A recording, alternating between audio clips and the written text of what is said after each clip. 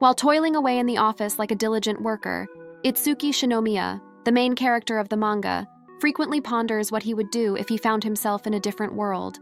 His physical well-being is deteriorating as he labors tirelessly, resembling a lifeless entity devoid of rest. He fails to save any money, and his existence lacks a clear purpose. As he awaits his metro, he contemplates these thoughts. He refrains from indulging in anime and manga, but remains aware of the prevailing trend known as the unparalleled universe, prompting him to contemplate his potential role in a parallel universe. He grapples with the decision of becoming an adventurer or a hero, profoundly fatigued by his current job. Desiring a life free from the shackles of work, he drifts into slumber while immersed in these thoughts. He awakens abruptly to the sound of an announcement. The metro has arrived, and he hurries to board it, relieved that he hasn't missed it. Upon entering the train, he is greeted by a melodious voice. Before him stands a girl, dressed in unconventional attire and sporting spectacles. Intrigued, Itsuki inquires about her identity, to which the girl reveals herself as a goddess and conveys that he is destined for a parallel universe. Itsuki, convinced that this is some elaborate prank, brushes it off and proceeds to exit the place. However, in an instant, the girl snaps her fingers, revealing her true divine nature. She explains that Itsuki has passed away, and now she intends to grant him a second chance at life, a fresh start. The goddess offers to bestow upon him a skill that would prove invaluable in his new life, presenting him with a plethora of skill options to choose from. Still reeling from the shock of his own death, Itsuki hesitates. He is on the brink of entering a parallel universe, and he recognizes the significance of selecting the right skill. Initially tempted by combat skills, he soon realizes what he truly needs to pick. The card indicates that he will lead an enjoyable second life, but the goddess insists there are superior choices available. Nevertheless, Itsuki remains resolute in his decision to select that particular option. With a radiant burst of light, the goddess readies to transport him to the first town of the new world. As Itsuki opens his eyes in this unfamiliar realm, he hears unsettling sounds around him. In response, he swiftly spins around and dashes away in a frenzied sprint. Itsuki has certainly not anticipated such a hostile reception. A colossal, nightmarish sandworm looms before him, poised to strike. In the midst of this perilous moment, he questions how he has ended up in this situation after choosing a seemingly peaceful and enjoyable life. Suddenly, a mysterious figure materializes and expertly cleaves the sandworm in two, rescuing Itsuki from imminent danger. Dusting himself off, Itsuki expresses his gratitude to the man who has just saved his life. The stranger introduces himself as Hayato Hayakawa, revealing that he too is a drifter, reincarnated into this unfamiliar world. Then he notices that there are 4 other girls accompanying him, and some of them aren't even human. The alternate universe has the appearance of a harem-like world. Itsuki feels a touch of nostalgia. He is also in Japan in this particular world. They all climb into a chariot to head to the town. Later, Hayato inquires about the unique skill Itsuki has chosen when he encounters the goddess. Itsuki grins and assures them that they will be amazed when he reveals his skill. He extends his hand and manifests a coin. His skill allows him to generate money based on his level. As a result, he no longer needs to work for a living. The revelation surprises the others. Hayato inquires about his plans from that point onward. The abilities bestowed upon him by the goddess are merely suitable for earning a little money and practicing agriculture. He has no desire for adventure or battling monsters. When Hayato proposes the idea of joining a guild, Itsuki is thrilled to consider it. Hayato explains that he can even focus on honing his skills in alchemy if combat doesn't appeal to him. Itsuki notices that they are finally approaching the town. They leave Itsuki there and continue on their way to their destination. Itsuki understands that his first step is to find a guild. He intends to use the coins he produces to acquire the things he needs and enjoy a peaceful life surrounded by beautiful women. However, he had no sense of urgency and planned to take things slow, avoiding unnecessary stress. His life in this parallel universe had not begun as he had envisioned. Initially, he satisfied his hunger by purchasing some skewered beef. Afterwards, he decided to consult the map Hayato had given him, contemplating the possibility of joining an alchemy guild. The beef was remarkably delicious. As he strolls along the street, savoring his beef, a girl suddenly approaches him. Her eyes are filled with desperation. She appears to be a cat girl with cat ears, a tail, and torn-out clothing. Her youthful appearance is quite noticeable.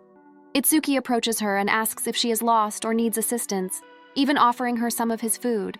However, there is no response from her side. It is evident that the girl is starving, and she wears an iron collar around her neck, a clear indicator that she is a slave. Her master, the slave trader, arrives and informs Itsuki that he can't feed slaves without permission.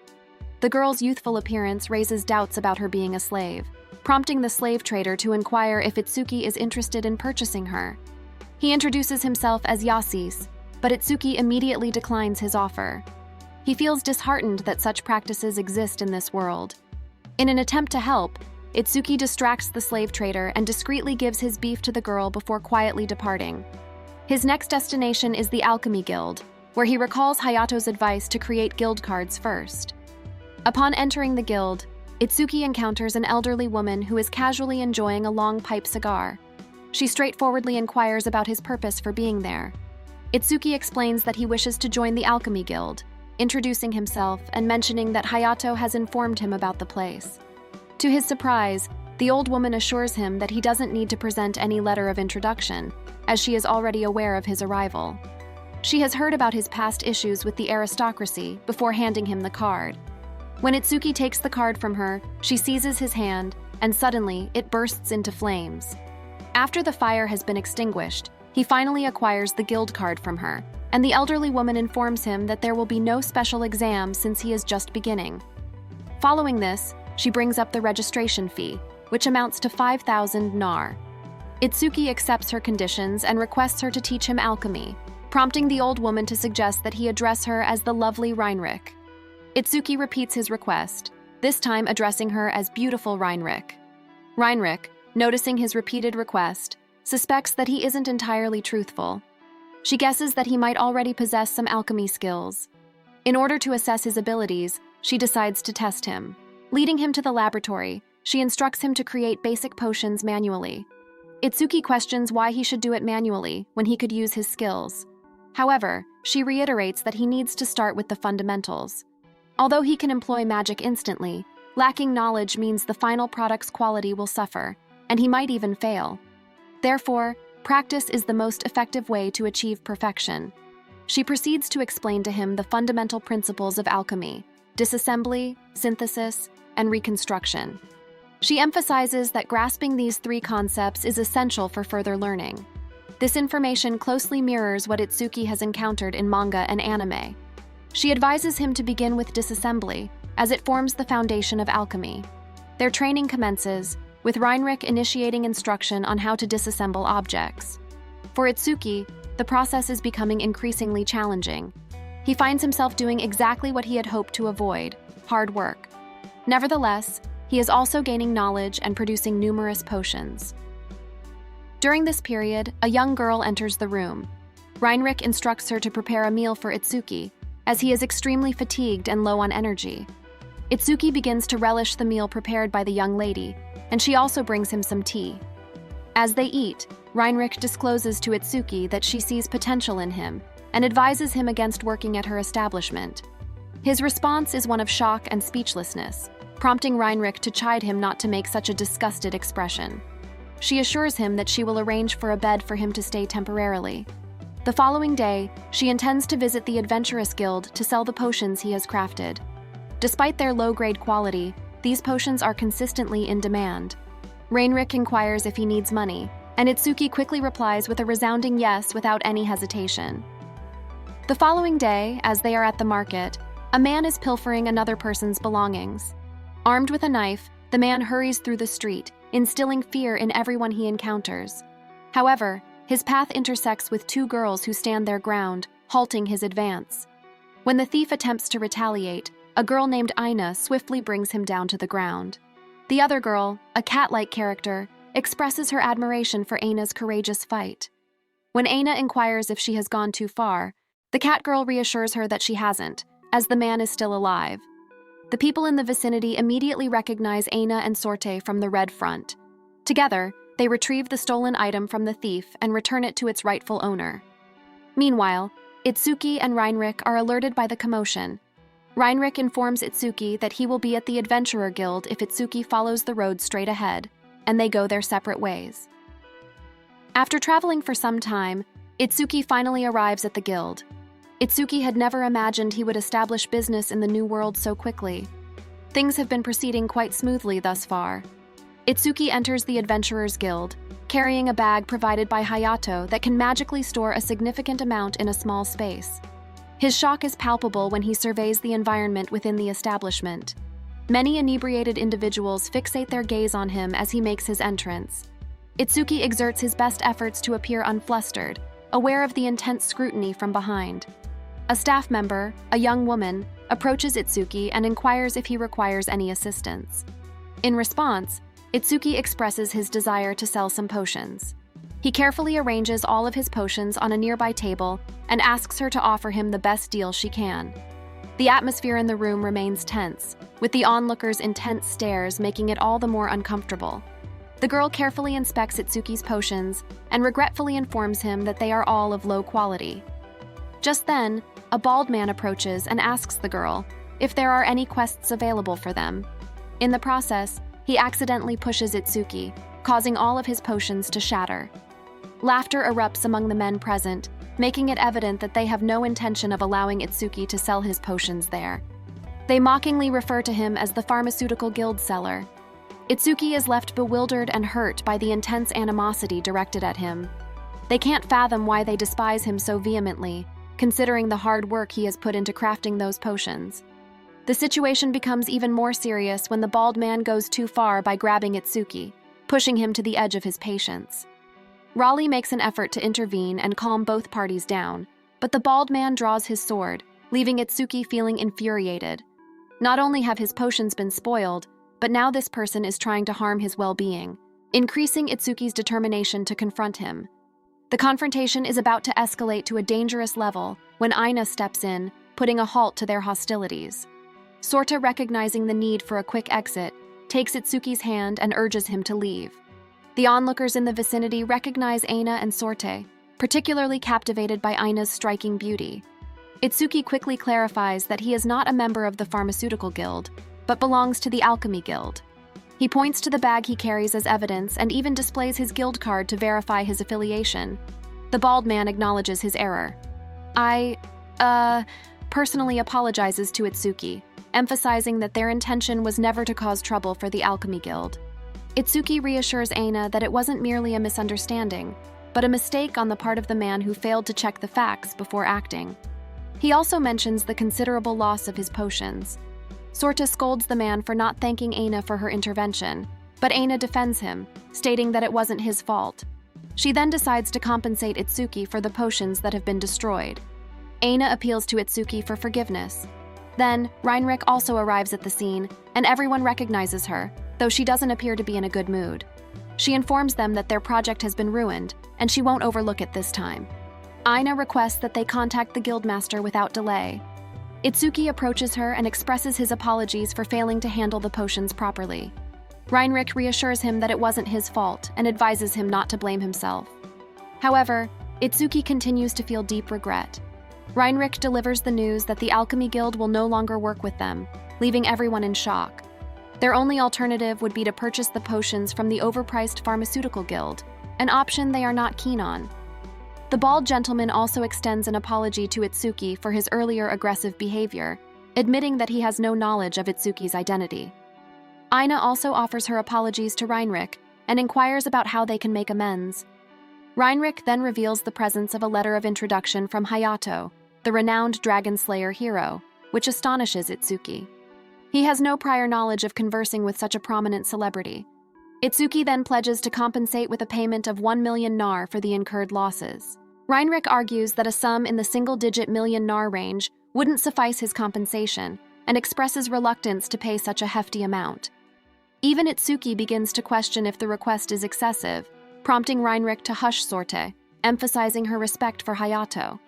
Itsuki finds himself uncertain about who the true victim is in this situation. Aina offers to find a way to raise the required amount. Sorte remains opposed to the idea, as Faye doesn't have the means to contribute. Aina then shocks everyone by proposing to become their indentured servant in order to earn the money and settle the debt, leaving both Sorte and Itsuki equally astonished.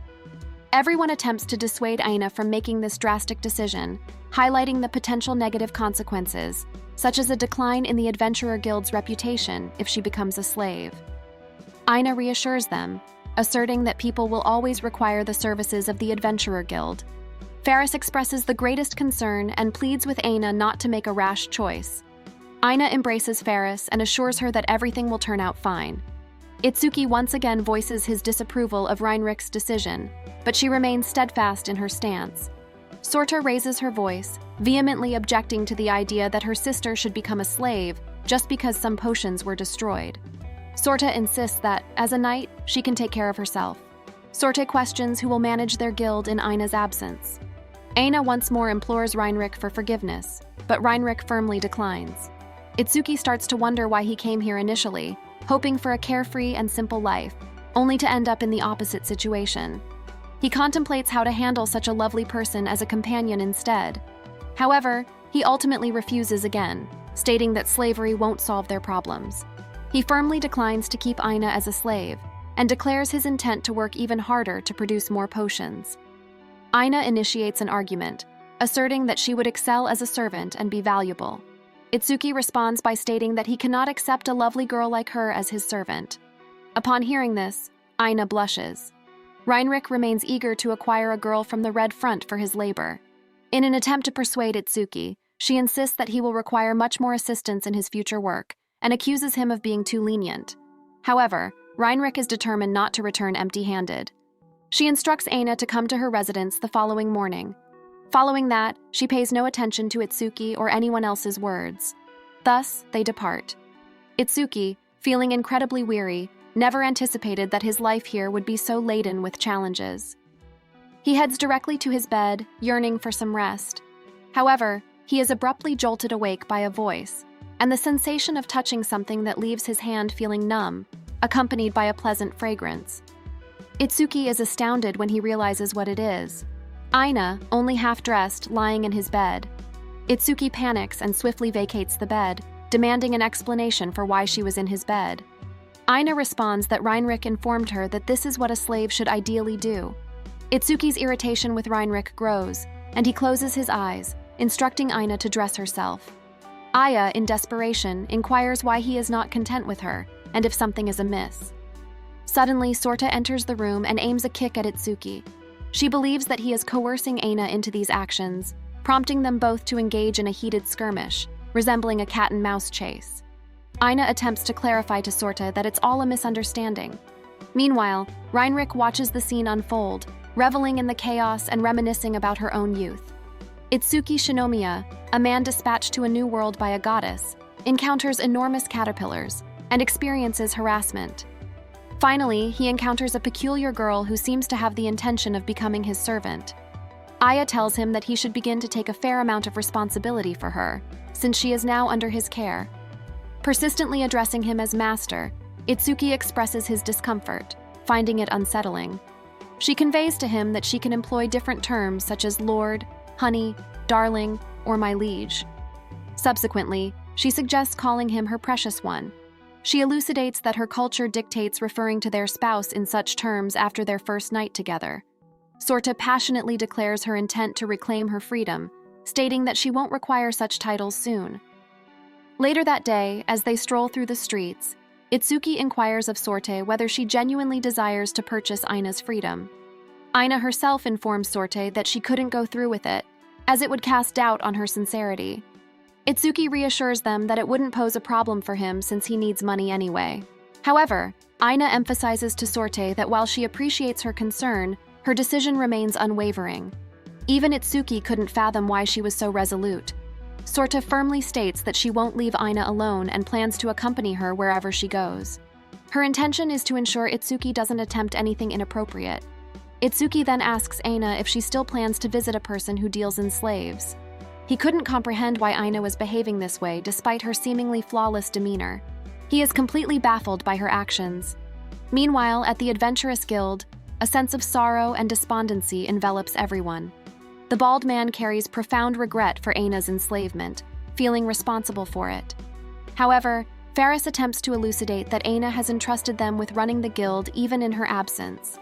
Thus, they need to fulfill their responsibilities diligently instead of succumbing to melancholy.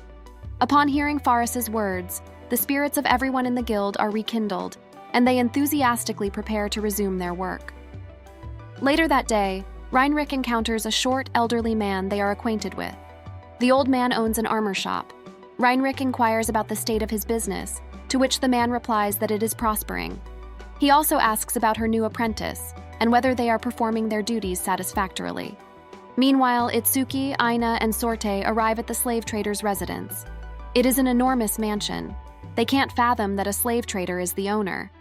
Ibe enters and begins searching for the proprietor. A lady greets them there, speculating that Reinrich had sent them. The exterior of the mansion is stunning, but the interior surpasses Yasis, the slave trader. Itsuki encounters them at the start, and he greets them. He is also aware that Reinrich has dispatched them. Then the lady serves some tea to Itsuki, with her upper body partially exposed. Itsuki perspires while observing her. She is even more attractive than Aina. Yasis observes all of this and inquires of Itsuki if he has a liking for Wendy, the lady. Itsuki blushes and clarifies that it isn't what it seems. Yasis reveals that her name is Wendy, a product of their company. Itsuki is taken aback, finding it hard to believe that such a beautiful girl could be a slave. Sorta pinches his thigh and urges him to continue the conversation. Yasis then tells Aina that he will evaluate her worth as a companion, mentioning that they are in relatively good condition and are affiliated with the Red Front. Surprisingly, he also considers Sorta in his assessment. She objects, saying she isn't part of the original arrangement. Yasis replies by explaining that Reinrich has informed him of the total amount of money involved, and Aina alone won't be valuable enough. He proposes that Sorta could also reduce her financial responsibility by becoming a companion. Upon hearing this, Sorta is prepared to compromise. But now, Aina becomes worried. Sorta reassures her, telling her that everything will be all right as they will be together forever. Wendy guides them toward the exit, and Aina and Sorte follow her. Meanwhile, Yasis provides Itsuki with some information about slavery in this world. He explains that there are 3 types of slaves: debt slaves who owe money to someone, criminal slaves who are captured after committing a crime, and special slaves who become slaves for royal, tribal, or unique reasons. In Itsuki's case, he will be a debt slave. Wendy inquires of Aina if she is skilled in combat since she is an adventurer. Aina replies affirmatively. Wendy then asks if she has any experience in cooking. Aina replies in the negative, and Sorta replies that she can if it's cooking while camping. Then Wendy asks them to remove their clothing. Aina and Sorta are shocked to hear this, but they have no other choice. So they take their attires off and stand in their underwear, feeling very uncomfortable. Wendy tells them to turn around. When Aina turns around, she starts groping. She starts touching her chest and private parts, and tells her that if Itsuki demands her to do something, she should be able to do it. Even if it's physical, then she guesses that they both are still virgins. Sorta then pushes Wendy away. On the other hand, Yasis is done explaining Itsuki all the terms of the slavery. A moment later, Wendy arrives there with Aina and Sorte. They are blushing and feeling very shy. Itsuki asks Aina what happened to them. Aina tells him not to ask as it's embarrassing. Itsuki asks her again, and Sorta starts beating Itsuki and shouts at him for asking even after she tells him not to ask. So their stats are as follows. Aina can combat and engage in conditional intercourse, and Sorte can only combat and nothing else. So basically, both of them are great fighters, but nothing more than that. Yasis is disappointed to see Sorte's stats when he tells him that it's because she is underage. So this one cannot engage in intercourse. Sorta shouts that it's none of their business. Wendy then tells them that she has personally touched more places and found out that it will be difficult to have intercourse with Sorte. So Yasis gives the final assessment. It's 6 million nar for Aina and 4 million nar for Sorte. And together they are now equal to the compensation amount. It's now time to make the contracts. He tells them all to enter the circle below and put their hands together. Thus, they follow Yasis's instructions obediently. Yasis proceeds to recite some incantations, resulting in the formation of a contract between them. Although it causes slight discomfort, the contract is now firmly established. Yasis informs them that the contract prohibits the slaves from harming their master, serving as a protective measure. Curious, Itsuki asks Sorte to test it. Without hesitation, Sorte launches an attack, who immediately starts rolling on the ground while clutching her head. Yasus explains that attempting to strike their master will result in a severe headache. Mockingly, Itsuki warns Sorte that any violent behavior will lead to disciplinary action, prompting a chuckle from Aina. She remarks to both of them that it seems like they are enjoying each other's company, to which Itsuki and Sorte simultaneously protest that they are not. Following this exchange, the three of them depart from the mansion, satisfied that the contract has been successfully established. Itsuki, unsure of their next steps, turns to Aina for guidance. She advises that they should report to Gil now. On the same night, in the city suburbs, Hayato and his crew set up camp in a designated area. While Hayato is away searching for food, the four girls accompanying him patiently wait for his return. One of them has a strong craving for meat. The elf girl, coming out of the bath partially undressed, makes the others feel uneasy. She insists they should exclude meat from the soup as she plans to consume it separately. Another member of the group cautions her against walking around half-naked, fearing that Hayato might see her in such a state. The elf girl responds by telling the human girl, Letty, not to overreact. She then suggests that Letty should also bathe in the spring, hinting that she has an unpleasant odor, leading to an argument between the two of them. Meanwhile, Hayato sits in silence at a spot, and Chris approaches him, draping a blanket over him to shield him from the chilly weather. Hayato shares his thoughts, expressing his curiosity about how Itsuki is faring. At the same time, Itsuki is at the Adventurers Guild, enjoying a lively gathering with the same individuals who had previously mistreated him. They are all extending their apologies for their past actions, seeking forgiveness from Itsuki. He responds by mentioning the numerous experiences he had in his previous world. The men recollect that Itsuki had been a drifter, and they begin to envision a brighter future together, anticipating remarkable potions from Itsuki. Sorte, on the other hand, is seething with anger at the sight of the men enjoying themselves, the same individuals responsible for their enslavement. Her inebriation heightens her emotions, and she cries out loudly, suggesting that Itsuki has intentions towards them that are unspeakable in public. Itsuki is taken aback by Sorte's statement and firmly reassures her that he will never entertain any inappropriate thoughts concerning her due to her youthful appearance. Sorte grows increasingly agitated and questions Itsuki if he understands the downsides of having a well-endowed chest, pointing out the difficulties Anna faces, such as the need for larger, heavier armor that costs more. Itsuki, also under the influence of alcohol, responds that he doesn't care since they are now his slaves. He goes on to express his weariness of such complex relationships and declares that he will refrain from discussing such matters with him any further. His new friends invite Itsuki to continue drinking, and Sorte cautions Aina not to trust him too readily. However, Aina observes Itsuki genuinely enjoying the company of even those who had previously disliked him. This causes her to reconsider her impression of him, and she blushes, realizing he might not be the person she had thought. Itsuki, in the meantime, is beginning to appreciate the beauty of this unfamiliar world. When someone raises concerns about the expense of having a late-night party, Itsuki smiles and demonstrates his ability to conjure coins, reassuring them. Itsuki proudly displays the single silver coin he has conjured, even though it isn't enough to cover the expenses. As the night wears on and more drinks are consumed, everyone in the bar eventually falls asleep.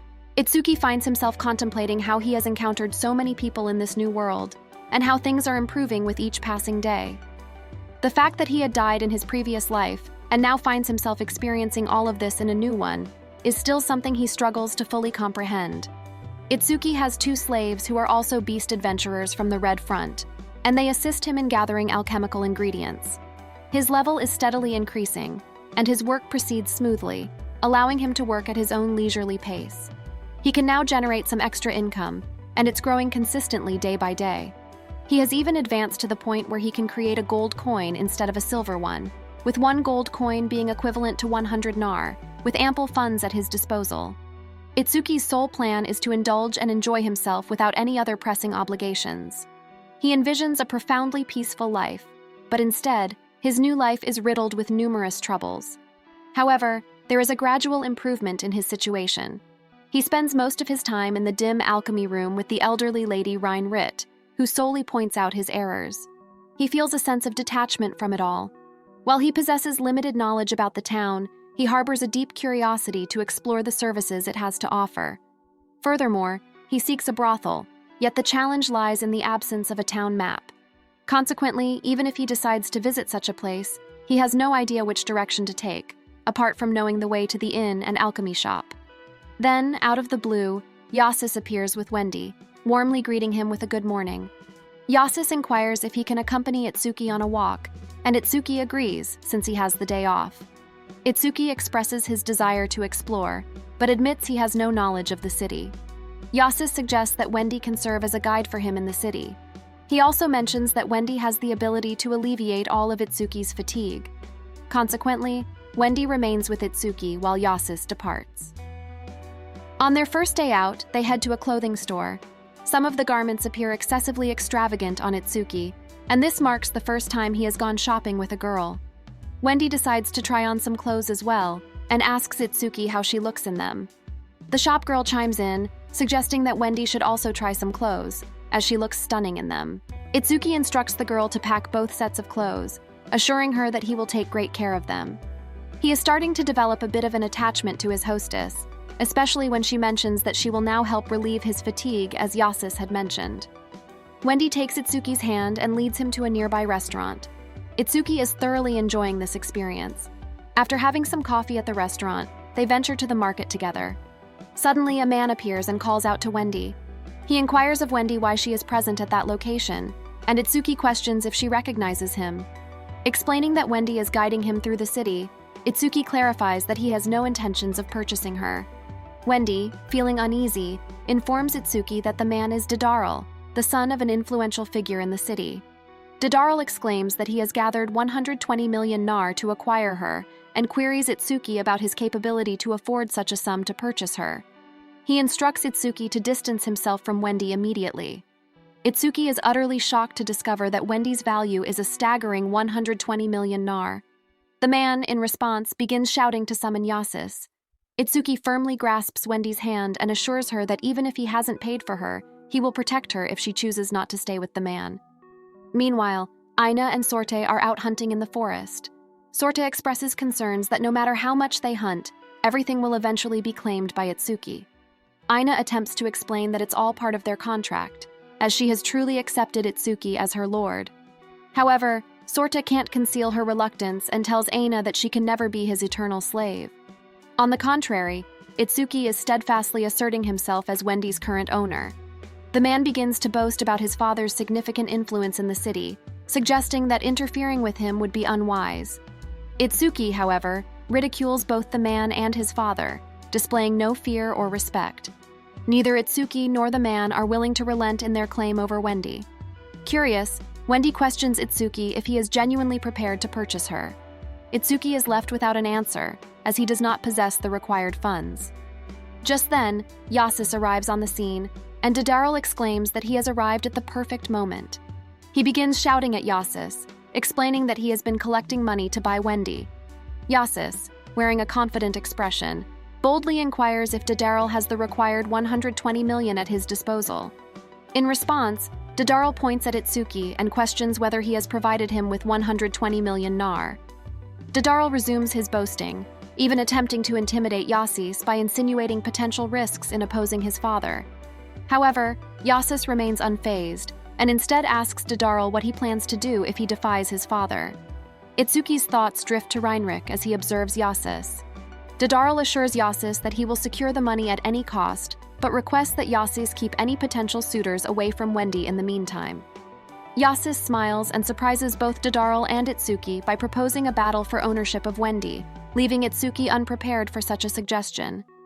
Meanwhile, Sorta and Aina seek out Reinrich and inquire if she knows Itsuki's whereabouts. Reinrich informs them that he is in the back room. They knock on the door repeatedly before resorting to smashing it open to enter. Inside, they find Itsuki diligently working at a table. They inform him that they have brought the materials he needs, but Sorta's attention is drawn to what's on the table. It's covered in a multitude of shiny rings and jewelry, their beauty impressing her. Itsuki proceeds to recount the events that unfolded in the market earlier that day, explaining everything to them. Sorte, upon hearing about Dedarl's father, becomes agitated once more. She exclaims, emphasizing how influential Dedarl's father truly is in the city. Itsuki, too, begins to worry that he may have gotten entangled with a formidable adversary. Itsuki begins to feel foolish and asks Sorte to refrain from insulting him. but Sorte's annoyance with his actions persists. Aina intervenes, urging Sorte to cease her criticisms and explaining that Itsuki's actions are meant to protect Wendy. Aina, in response, Sorte retorts that he only did it because he desired well-endowed women around him. Aina informs Itsuki that she had also planned to show him the city in the near future, but now it seemed unnecessary since Wendy had already fulfilled that role. Sorte continues to disagree, prompting Aina to inquire about the nature of the competition Itsuki is involved in. Itsuki explains that the goal is to collect 120 million nar initially, but Yasis has lowered it to 80 million nar. Presently, Itsuki only possesses 3.5 million nar, while Didarel already has 50 million nar, which is why Itsuki's target remains at 120 million nar. The time limit is only 1 week, but Itsuki remains far behind in terms of his collection progress. He needs to gather an additional 7 million to secure victory, which explains his effort in crafting those sparkling accessories. Sorte finds it astonishing that Wendy is valued at 120 million, leaving her feeling quite envious since her own worth is a mere 4 million nar. This makes Wendy 30 times more valuable than her, and she begins to wonder if it is solely due to her ample bosom, driven by her jealousy. She once again resorts to pulling Itsuki's hair, but Aina intervenes and separates them. Itsuki then informs them that they need to acquire more materials for him to continue making accessories. Aina offers to accompany him during their free time to assist with the task. Worry gnaws at her as unsettling rumors swirl around Didarel. Itsuki entrusts himself to her care, recognizing that it is time for him to sell some potions at the guild. Aina expresses her newfound admiration for him, convinced that he is truly a good person. Sorte suggests they leave, eager to release her pent-up anger on something or someone quickly. They set off on a hunt, and Wendy can't help but feel anxious. Itsuki is taking a significant risk just for her. However, Itsuki has made a promise that he will succeed at any cost. Doubts linger in her mind about how he will accomplish this, but Yasis reassures her, asserting that this gamble will bring good fortune to both of them this time. Yasis offers reassurance and advises Wendy to remain calm. Wendy's anxiety stems from the fear that Yasis might sell her to Didarel at a high price. Yasis, however, inquires if she is enjoying her day. Wendy responds positively, mentioning that she is having a good time with Itsuki. Yasis encourages her to strive for that happiness once more. Wendy, still anxious, asks Yasis why he came up with such a game. Yasis explains that even though it is challenging to collect so much nar in just a week, he believes Itsuki is not the type of person to abandon her. Meanwhile, Itsuki grows weary from crafting the accessories. Rian Rich suggests he take a short break, emphasizing that overworking will only complicate things for him. She urges him to share the entire story, and Itsuki proceeds to explain everything to her. Rian Rich is aware that Itsuki often seeks out conflicts with others. However, Itsuki mentions that there is something he wants to talk to her about. Itsuki explains that there is a limit to how many accessories he can sell, and he inquires whether he can sell some potions without the guild's assistance. Rian Rich takes a moment to contemplate, then asks if Itsuki knows about the business that Didarel's father is involved in. Itsuki speculates it might be a pig farm, but from Rian Rich's expression, he learns that Didarel's father is, in fact, a pharmacy guild manager. This realization implies that selling potions without the guild's assistance will prove to be extremely challenging for Itsuki. Feeling disheartened, Itsuki recalls that he can seek help from Hayato. He retrieves his guild card, a means of communication with Hayato. Upon contacting Hayato, Itsuki inquires about his well-being, making sure he is okay. Hayato, in the midst of battling a large beast, assures him that he is fine. Itsuki then asks Hayato if he can make use of the items from the magic bag that Hayato provided him. While Hayato's squad battles the beast, Hayato informs Itsuki that he has the freedom to use whatever he likes from the magic bag, though some items are restricted to certain levels. Itsuki acknowledges this, impressing Hayato with his quick learning. During their conversation, Hayato continues to fight the beast. Itsuki mentions that next time he will bring the ore he acquired from the dungeon. After successfully defeating the beast, Hayato expresses his anticipation for Itsuki's contribution. They end the call, and Itsuki marvels at how convenient guild cards are for communication, functioning much like cell phones. Now, it is time for him to get back to work. Itsuki returns to crafting more accessories to sell, focusing on his work. Meanwhile, Sorte and Aina diligently work on their hunting tasks. Aina believes that the materials they have collected should suffice, so she suggests they head back. Sl4v3s, having vented her stress through hunting animals, agrees and is ready to return. As they pause by a pond to bathe, Aina hopes that the materials they have gathered will be sufficient for Itsuki's needs for the time being. Sl4v3s, however, harbors resentment over Itsuki seemingly using two red-fronted girls like themselves in this manner. Aina contemplates the idea of taking a substantial loan to purchase their freedom, reflecting her desire for independence. Despite her situation as Itsuki's slave, Aina doesn't feel overly disheartened. However, Sl4v3s urges her not to be too forgiving. Sl4v3s can't come to terms with Itsuki casually entering their lives as if everything were normal. She holds a belief that men who are attracted to women with large breasts are inherently untrustworthy and views them with suspicion. They arrive at the Alchemy Guild, where Reinrich insists that Itsuki drink something he is reluctant to consume. Itsuki contemplates pretending to drink it and then spitting it out later. However, when he takes a sip, Reinrich punches his stomach and heals him, causing him to ultimately swallow it. Overwhelmed, Itsuki faints and eventually wakes up after a while. He feels his head resting against something soft. Upon waking up, Itsuki is startled to discover that he has been resting his head on Sl4v3s's knees. Anxiously inquiring about Aina's whereabouts, Itsuki's body aches, and he is plagued by hunger. Fortunately, Aina soon arrives and provides Itsuki with some food. Having eaten to his heart's content, Itsuki begins to feel a bit better. However, after consuming the dangerous drug, Itsuki has managed to create a significant number of accessories, but he has no recollection of the process. According to Reinrich, the total value of all the accessories he has made thus far amounts to around 40 million Nor. With 5 days left and a target of an additional 36 million Nor, he still has a considerable amount of work ahead of him. With all his materials depleted, Itsuki racks his brain, desperately trying to devise a way to earn the remaining amount of money he needs. Either clutching the last remaining ore in his hand when suddenly he notices the ore vibrating, an idea sparks in his mind.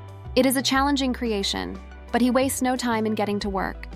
Throughout this endeavor, Itsuki crafts numerous items based solely on mental images, discarding some and encountering failures with others. Nevertheless, he persists. Drawing upon all his wisdom and knowledge, he eventually completes a device. He has poured his heart and soul into its production, and now it is finally finished. A pink spinner. Sl4v3s is confused. She asks him what it is, and Itsuki realizes that he cannot explain it in words to her. She asks him if it is a message tool or something, and he tells Enya that she should use it as she earlier mentioned that her shoulder was hurting due to wearing armor all the time. Itsuki takes the rotor and uses it on her shoulders. Aina is surprised by the comforting sensation. She feels a gentle numbing effect enveloping her body, accompanied by subtle vibrations. Aina inquires if she can utilize it, but Sl4v3s then questions Itsuki about the proper usage. Itsuki realizes he must confess the truth. Approaching her, he quietly imparts the actual purpose of the tool into her ear.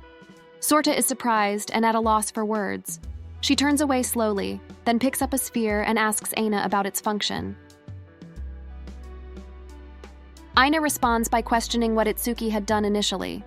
Sl4v3s asks if there's a problem with the tool she had been asking about, and Itsuki tells her that he intends to step outside for a while. Itsuki decides to leave the area, contemplating a visit to a nearby shop with the intention of making a substantial profit. He believes that selling the item will provide him with the means to free Wendy. While wandering about, he encounters 3 individuals who begin to hassle him. They issue threats and demand money, leading Itsuki to deduce that they have been hired by Daryl.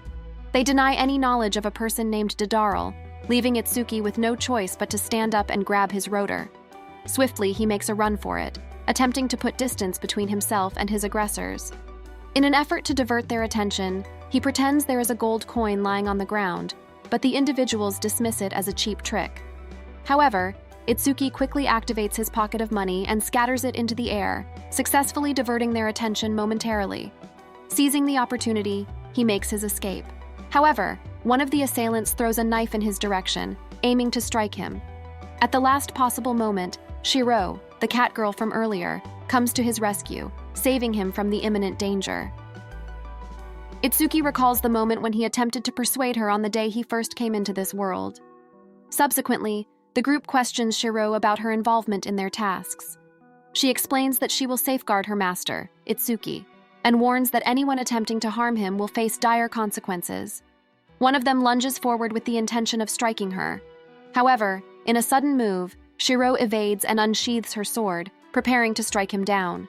Itsuki intervenes, urging her not to kill them. Instead, she delivers a blow with the back of her sword to the first attacker and swiftly launches herself into a series of kicks, toppling the remaining 3 assailants in an instant. Itsuki feels impressed by Shiro's assistance, and he expresses his gratitude towards her. In response, Shiro reveals that Yasis has sent her to protect him. Itsuki, eager to meet her master, asks Shiro to take him to Yasis immediately. However, for Shiro, Itsuki is her master, and she explains that she has not visited his house yet. Itsuki clarifies that he means Yasis, not himself. Shiro then questions whether Itsuki intends to purchase her or something similar. Itsuki replies, assuring her that he cannot buy her, at least not for the time being. Shiro appears disappointed upon hearing this. Subsequently, Itsuki conveys his desire to have a brief conversation with her. Shiro immediately begins heading towards Yasis' residence. Itsuki, realizing he cannot keep up with her pace, asks her to wait, as he will not be able to catch up quickly. Shiro pauses and allows him to catch his breath. Itsuki gently takes Shiro's hand, and she leads him to Yasis' location. Upon their arrival, Itsuki expresses his gratitude to Yasis for sending Shiro to assist him. Shiro, now resting on his lap, appears quite fond of him. Yasis comments on Shiro's affection, to which Itsuki insists that she is merely being friendly. Itsuki then reveals that he has something he wants Yasis to examine. He retrieves the device and shows it to him, explaining its purpose. Yasis inquires about Itsuki's intentions with the item, and Itsuki responds that he wants to sell it. Curious about the asking price, Yasis asks how much Itsuki is willing to sell it for. Itsuki states that he aims to get at least 4 million for it. Yasis counters Itsuki's expectations, mentioning that the item might be worth a maximum of 1 million. However, Itsuki clarifies that he is not referring to the physical tool, but rather the rights associated with it. Yasis inquires if Itsuki truly intends to sell the retailing rights to him, and Itsuki confirms their shared understanding. Recognizing the item's allure and his influence in such stores, Yasis advises Itsuki not to get overly excited. He asks Itsuki to provide specific details of the contract. Itsuki then outlines his proposal. He offers Yasis the rights to the rotor for 40 million, but states that he will handle the mass production. Itsuki leaves the selling price to be determined by Yasis, with the condition that Yasis will pay Itsuki 50,000 nar for every piece sold. Itsuki asks Yasis for his thoughts on the offer. Yasis responds that he understands the terms, but expresses concern about not having a guarantee of recouping his initial investment. He explains that he cannot commit to 40 million for an indefinite right. Yasis acknowledges the product's potential, but remains worried about the uncertainty of Itsuki's ability to meet high demand for mass production. Itsuki attempts to persuade him, assuring that they can restock regularly by having Aina and the others secure the necessary materials. Yasis raises further concerns, mentioning that as a drifter without a home in the town, Itsuki might leave at any time. Itsuki, understanding Yasis' worries, makes a surprising proposal. He offers to use his body as a security deposit, essentially becoming Yasis. Yasis chuckles and finds Itsuki's proposition amusing. However, when Itsuki presses to finalize the slavery contract, Yasis suggests they hold off on that for now. Yasis explains that there is no need to formalize a slavery contract at this time. Instead, he suggests that Itsuki first give him permanent ownership of the pink rotor. He does, however, caution Itsuki that if there is any betrayal, he will never forgive and will hold a grudge. Shifting the conversation to the matter of the 40 million nar, Yasis is ready to discuss it, but Itsuki expresses urgency, stating he needs to leave soon. Before parting, he asks Yasis if he can take Shiro with him after producing 10 rotors. As they continue walking towards the Alchemy Guild, morning has already arrived, and Itsuki feels exhausted. Shiro, too, is visibly tired and inquires about how much further they have to go. Itsuki reassures her that they are almost there and will arrive very soon. He acknowledges that it has been unreasonable for her to escort him. Meanwhile, Dedarl scolds his men for failing to apprehend a single person and makes it clear that they will not receive payment unless they capture their target. The 3 goons feel thoroughly embarrassed by the situation. Their butler intervenes, advising Dedarl not to attempt flashy sabotages, as offending Yasis could lead to negative consequences for them. Dedarl believes he will lose the bet unless he performs a trick. His infatuation with Wendy drives him to do anything to win her over. Wendy anxiously ponders what will transpire on decision day. On the eve of the final day, Itsuki reaches out to Dedaryl for a meeting. Dedaryl is infuriated that Itsuki has the audacity to call him in this manner. Realizing the significant power gap between them, he concludes that he has conceded defeat. Itsuki playfully calls him a silly goose and encourages him to keep making funny sounds. This exchange fuels a heated argument between Dedaryl and Itsuki. Then, unexpectedly, the arbiter of the contest arrives and clarifies that the deadline hasn't passed, but they already have a winner. Dedaryl is astounded to learn that Itsuki has amassed 80 million and emerged as the victor. Yassis officially declares Itsuki as the undisputed victor, bringing the match to a close. Dedaryl, unwilling to accept this outcome, insists that Yase stop jesting. He then directs his accusatory finger at Reinrich, suggesting that she must have provided Itsuki with the money and assistance. In response, Reinrich presents a document containing payment records from various guilds that had purchased Itsuki's accessories, totaling 40 million. Dedaryl, taken aback by this revelation, inquires about the whereabouts of the remaining 40 million. In a sudden turn of events, Reinrich loses her composure, and a man enters the room carrying a box containing the pink rotor. Dedaryl inquires about its significance, and Reinrich reveals that it is the royal seal of the king. Yase explains that the product was developed by Itsuki, and its rights were sold to him for 40 million nar. However, Dedaryl remains skeptical, arguing that if it had royal approval, it could have been sold for a much higher sum. Even Itsuki is surprised to learn that Yassis has secured the king's approval. Yassis clarifies that it was an offer Dedaryl couldn't refuse.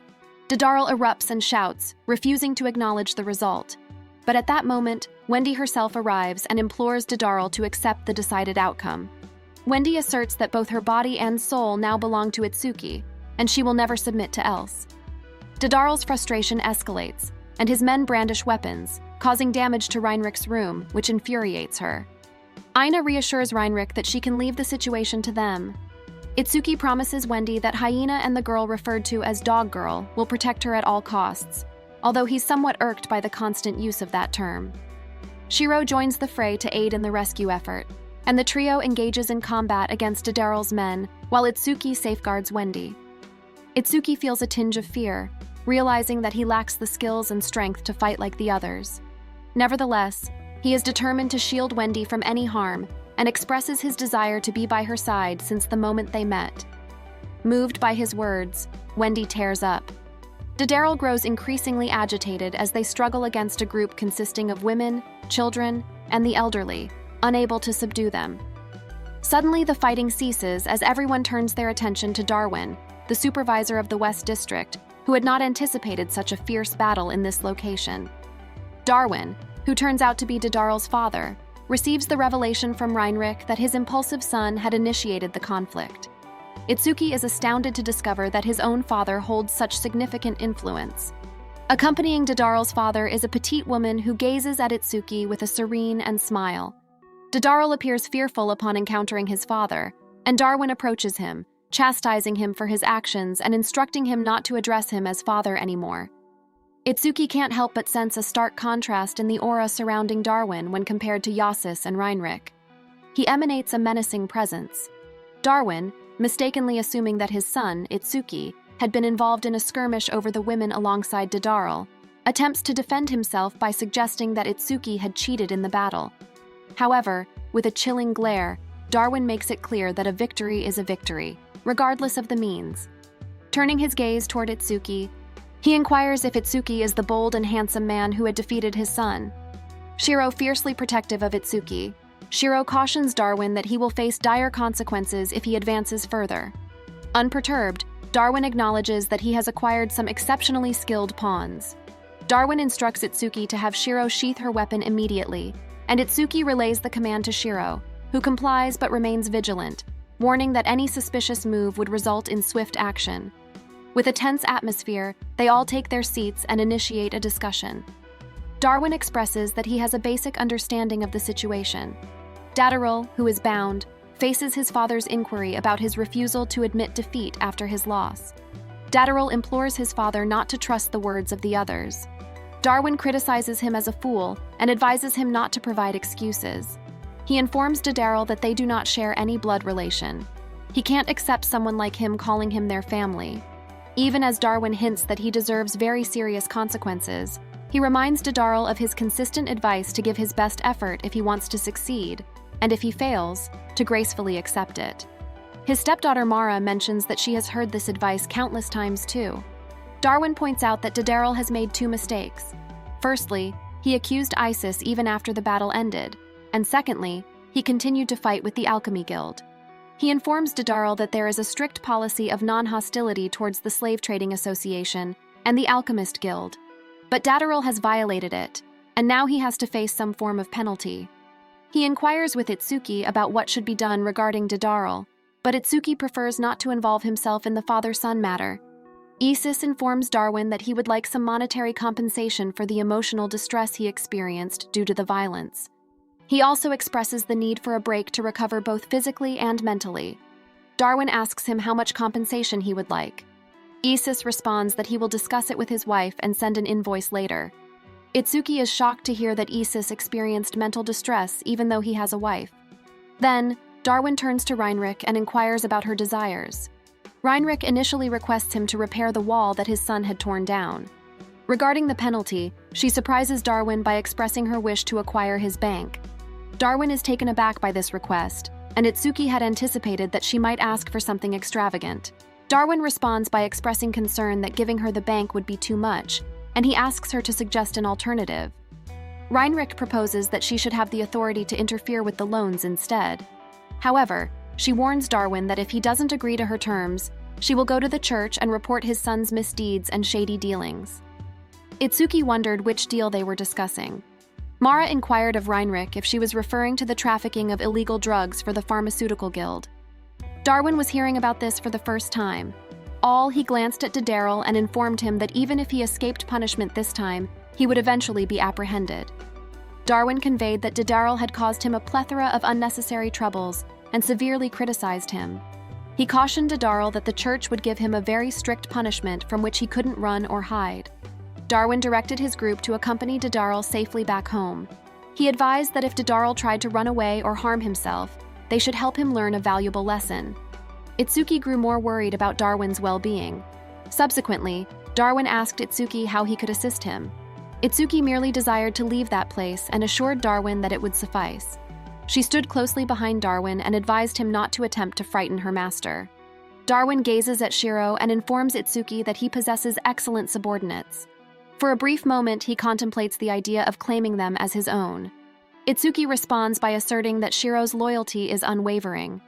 Darwin then extends an offer, proposing to send Wendy to Itsuki's location with the assurance that no harm will come to her. This proposition sparks a fiery reaction from Itsuki, who retorts that Darwin is no different from his own son. Itsuki insists that Wendy now solely belongs to him and adamantly opposes anyone else taking her. Darwin commends Itsuki's determination and remarks that individuals with such resolve often have short lifespans. Itsuki, displaying unwavering confidence, states that he entered this world for the sole purpose of enjoying life and seeking peace. He firmly declares that he will not depart until he achieves this goal. Darwin comes to the realization that he is indeed a drifter. Itsuki then requests that Darwin only punish him and refrain from entering their lives again, as that is all he desires. Reinrich responds to Itsuki, emphasizing that acceptance or rejection is no longer the issue. He explains that an apology only holds meaning if the person offering it does so with genuine conviction, so that they can move forward without lingering resentment. In response, Darwin, driven by a desire to please Itsuki, asks once more if there is anything he can do. He goes so far as to offer Itsuki his daughter Myra's hand in marriage. Myra, curious about whether Itsuki would be a suitable partner for her, inquires whether he can fulfill her standards. Itsuki firmly declines Myra's offer, stating that he will be unable to fulfill her desires as his primary goal is to attain a stress-free life. Itsuki turns to Reinrich, seeking some guidance. Reinrich advises him not to overthink it and encourages him to speak his mind freely. Itsuki contemplates what he truly desires and then secretly shares his thoughts with Darwin, who subsequently departs. With attention diffused, they all relax and enjoy a soothing cup of tea. Reinrich remarks to Itsuki that he seems to be attracting a lot of trouble, but Itsuki is content that he has managed to resolve everything amicably. He also notes that Reinrich has obtained several things from Darwin without charge. Reinrich feels that providing these benefits is the least he could do to compensate for his foolish son's actions. Aina enters the scene and cautions Itsuki that a messenger from Darwin has arrived, and they are also bringing the items he has requested. Itsuki informs Reinrich that he will return shortly to inspect the goods. Reinrich suggests that Itsuki should come back after he has calmed down, because she has some task for him. Sword interjects, mentioning that normally one would have to work to earn the money for the things Itsuki is about to receive. They engage in a brief argument, but Enya eventually expresses her satisfaction with Itsuki's choices. Itsuki consults a map and determines that, according to its information, the materials he seeks should be located in the vicinity. Finally, he reaches the designated location and discovers a massive, splendid mansion before him, a property now owned by him, courtesy of Darwin. Itsuki feels a bit anxious as he enters, finding it hard to believe that he now owns a house in a completely new world.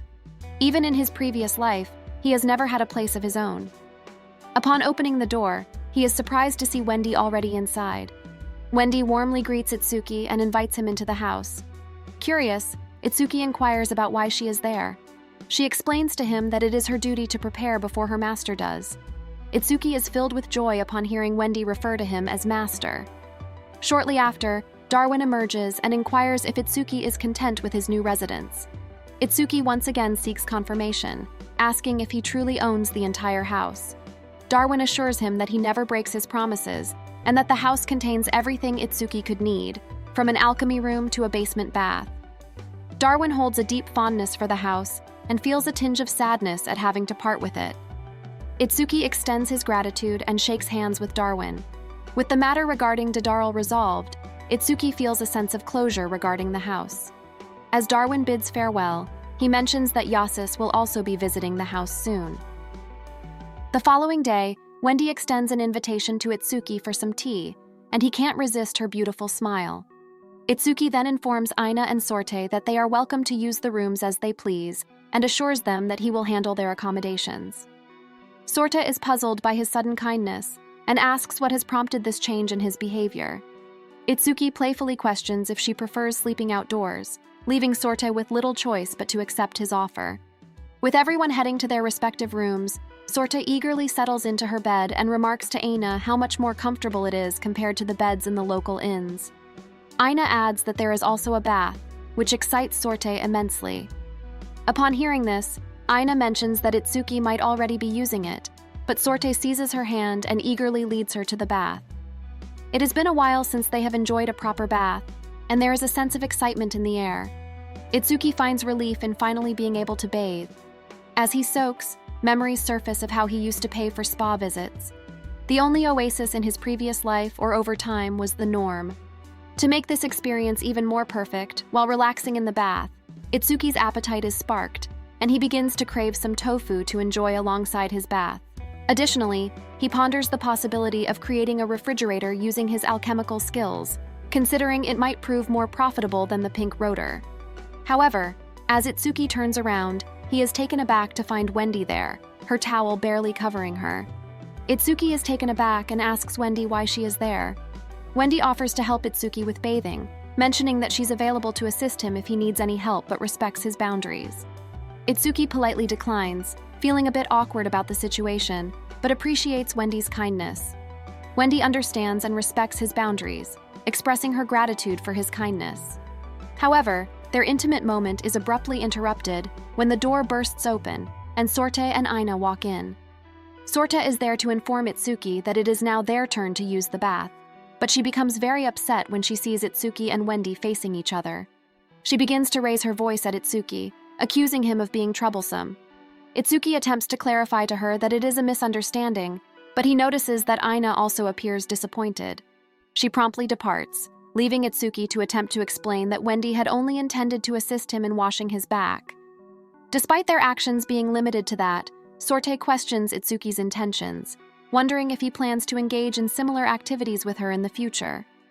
However, Aina, dressed in casual attire, also enters the room and apologizes for not being present while Itsuki was bathing. She conveys to Sorte that it is their obligation as slaves to assist their master at all times. Wendy chimes in, agreeing with Aina's perspective. Aina also apologizes to Wendy, acknowledging that she had to handle everything on her own earlier. Sorta tries to convince Itsuki to exit the bath, but he firmly insists on staying. Aina makes an effort to explain to Sorte that she is committed to carrying out her duties. However, as Aina moves to explain to Sorta, her towel slips and comes undone for a moment, causing her embarrassment. She quickly adjusts it, apologizing for the mishap. Sorta becomes upset upon seeing Itsuki and expresses her frustration by accidentally hitting Itsuki, surprising them both. Itsuki, startled by the sudden altercation, wonders what has happened to his peaceful bath. Meanwhile, over at the Darwin residence, Mira engages in a conversation with Dharma, another of Darwin's adopted children. Dharma is expressing his apologies for not being present when Didarl tarnished their family's reputation.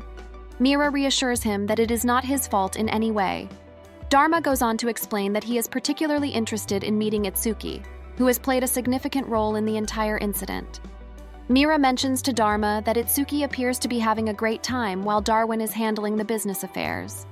This piques Dharma's eagerness to meet Itsuki in the near future.